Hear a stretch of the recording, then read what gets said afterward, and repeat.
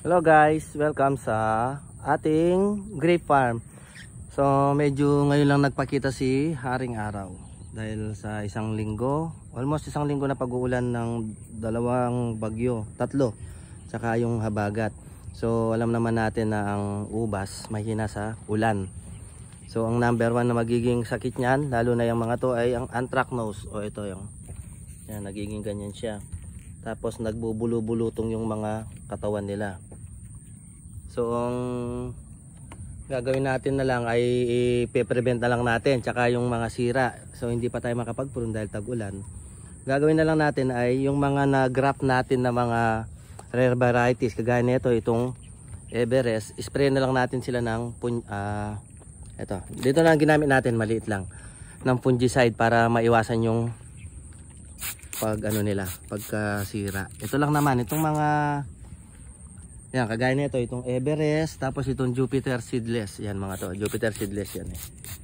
So inaano lang natin sila, mano-mano lang na pag-i-spray kasi inaalaga lang natin sila. Ito pa.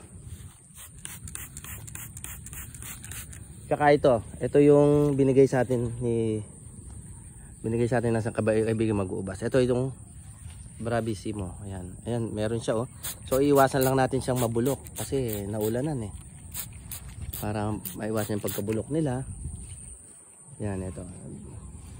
Tsaka ito, meron isa rito, yung IFG 27 or Lollipop. Ayan, yung IFG. Ayan, na ano siya oh. So pwede pa naman yan. May mga nasira. Tutubo pa rin naman siya. So lalagyan lang natin siya.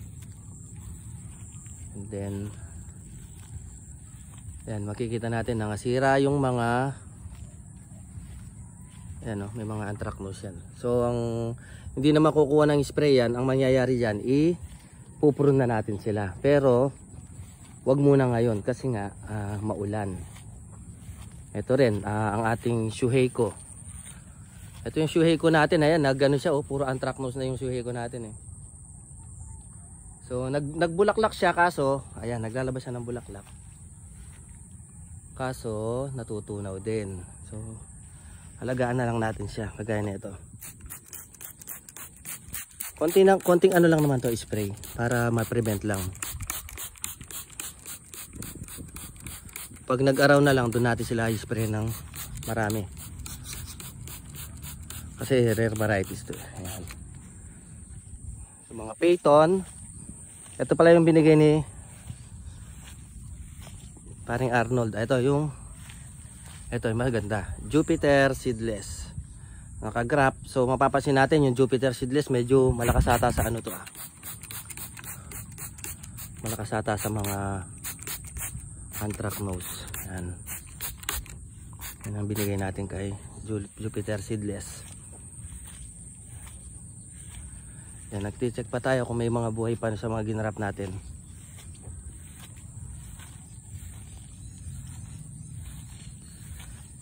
So meron dito tayo yung bigay din sa atin, ito, ano rin to, Everest. Yan, yung Everest natin namamatay na.